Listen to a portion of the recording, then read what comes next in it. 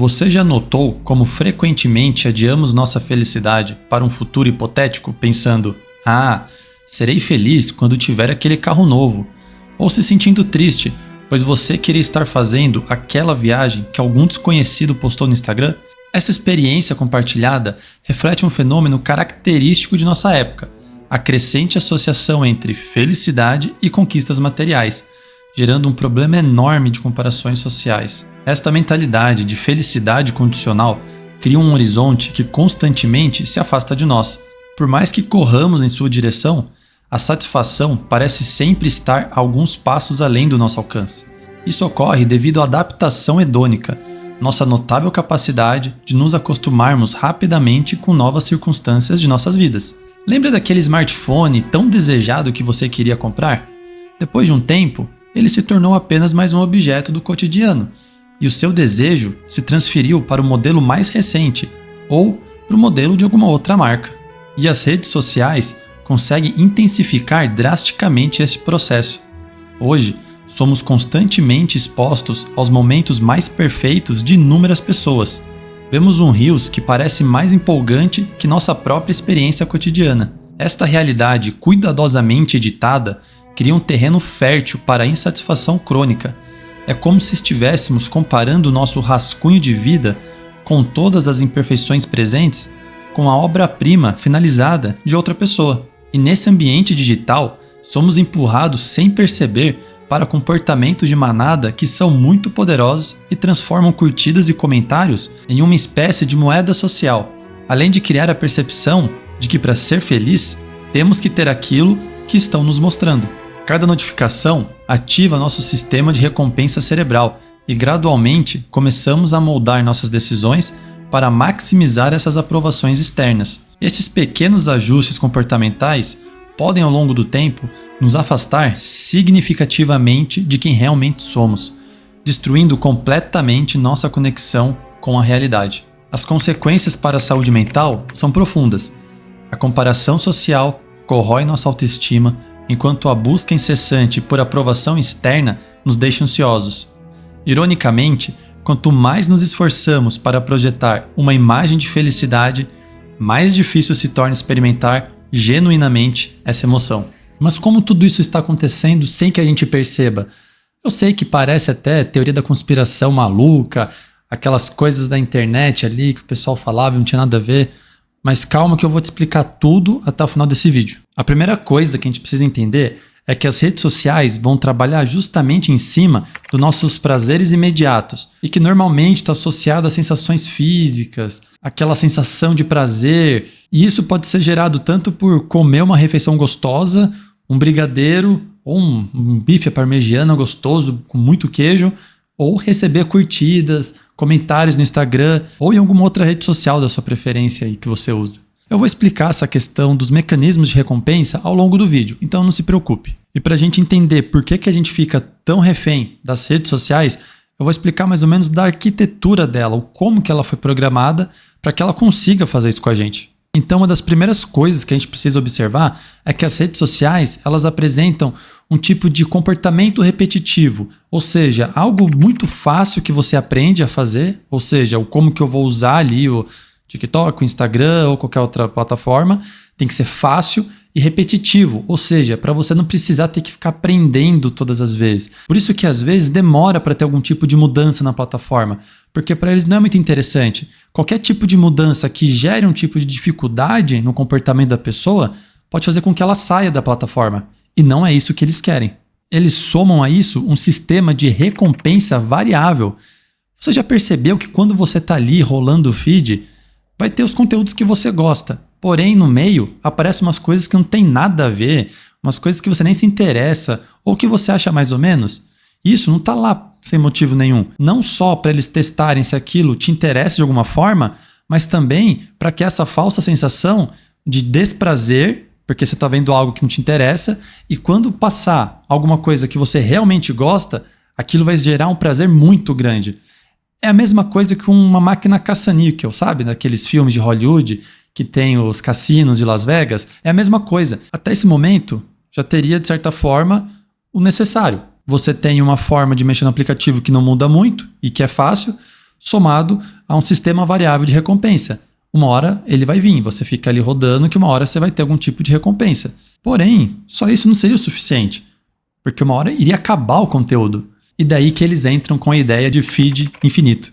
Ou seja, você pode ir rodando e rodando que não vai parar de aparecer conteúdo para você. O tempo todo vai ter conteúdo vindo para você. Porém, vamos supor que você conseguiu vencer. Você não caiu nessas armadilhas e você fechou o aplicativo e foi fazer outra coisa. Aí você me fala, José, eu venci, eu não estou preso naquele loop. Mas daí entra um outro artifício. As notificações. Você está longe e o seu celular apita.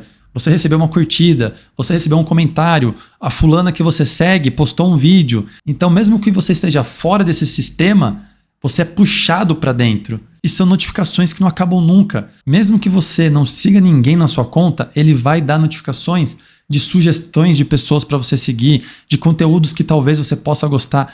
Ele vai te trazer de alguma forma para dentro da plataforma. Então percebe que as redes sociais, no geral, elas não são feitas de qualquer jeito.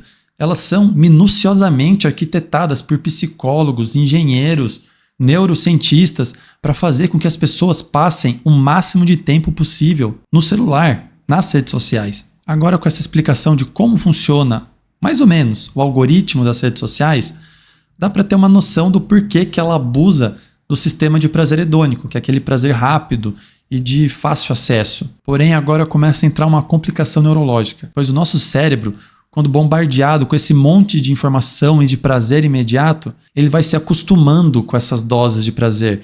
Então ele fica, de certa forma, dessensibilizado. É como se não bastasse mais aquele tipo de prazer.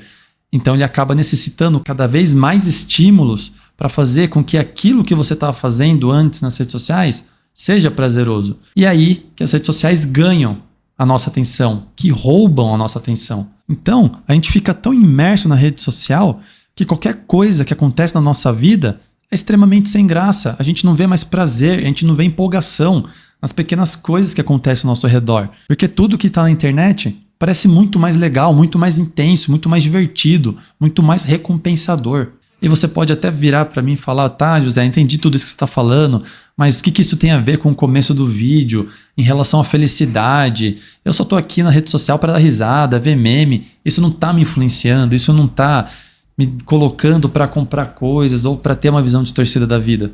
Será mesmo? E eu posso afirmar com toda certeza que sim, a rede social está sim influenciando o que você quer, o que você gosta e o que você pretende fazer e a sua visão de felicidade. E eu vou te provar que o que eu estou falando é real através do experimento de conformidade de Asch. Brevemente, Solomon Asch era um psicólogo americano e pioneiro da psicologia social. O experimento era bem simples. Um participante era colocado em uma sala com 7 a 9 outras pessoas, que na verdade eram cúmplices do pesquisador, ou seja, eram só atores que estavam ali para ajudar na pesquisa. Depois, era mostrado a esse grupo cartões com linhas de diferentes comprimentos. Em um cartão havia uma linha de referência, e em outro cartão 3 linhas de comparação, A, B e C. A tarefa que eles tinham que realizar era simples: indicar qual linha de comparação tinha o mesmo comprimento que a linha de referência. Cada pessoa dava sua resposta em voz alta, e o verdadeiro participante era posicionado propositalmente como penúltimo a responder. Nas primeiras rodadas, todos os atores davam a mesma resposta correta. Porém, depois de algumas rodadas, todos os atores davam a mesma resposta errada. E a ideia desse experimento era observar como que a pessoa que estava ali, que não sabia que todos os outros eram atores, iria se comportar vendo que todos os outros estavam declaradamente dando respostas erradas. E adivinha o resultado? Cerca de 75% dos participantes se conformaram com as respostas erradas que os atores deram e seguiu eles. Ou seja, isso é basicamente o comportamento de manada. O legal deste experimento é que ele demonstrou que a pressão do grupo pode levar o indivíduo a duvidar do seu próprio julgamento e se conformar, mesmo quando a realidade é claramente diferente do que o grupo afirma. E agora você já tem a sua resposta de que sim, a rede social está sim influenciando você. Beleza, José, ok, agora entendi tudo, faz sentido, mas o que eu faço? Eu não tenho mais nada que eu possa fazer a respeito? Calma, existem algumas formas que você pode atenuar isso. A primeira coisa que pode ser muito óbvia é reduzir o uso das redes sociais. Não deixe com que ela roube todo o seu tempo. No começo pode ser difícil, pode ser até um pouco chato você tá longe dela, mas você precisa ter esses momentos em que você está conectado, ancorado na sua vida. Você precisa viver a sua vida. E sinto muito, estando nas redes sociais, você não está fazendo isso. Lá você pode entrar no período do dia para descansar, ver alguma coisa diferente, ter contato com gente do mundo inteiro. É legal isso. Mas você ficar o tempo todo ali, você não suportar ficar 5 minutos esperando numa fila do banco, nem sei se as pessoas vão no banco hoje em dia, mas ficar 5 minutos na fila do mercado esperando ali ser atendido e não consegue ficar sem usar o celular, você não pode ficar à mercê disso. Isso faz mal para você. Você está literalmente sendo um refém do celular e, em consequência, das redes sociais. Então você precisa exercer essa habilidade de ficar distante do celular, de ficar ausente das redes sociais. Então, assim, já que a rede social vai influenciar você e o seu comportamento, seleciona quem você quer seguir, que tenham algo para acrescentar na sua vida. Não siga qualquer pessoa só porque, sei lá, a pessoa vive viajando ou tá o tempo todo bebendo.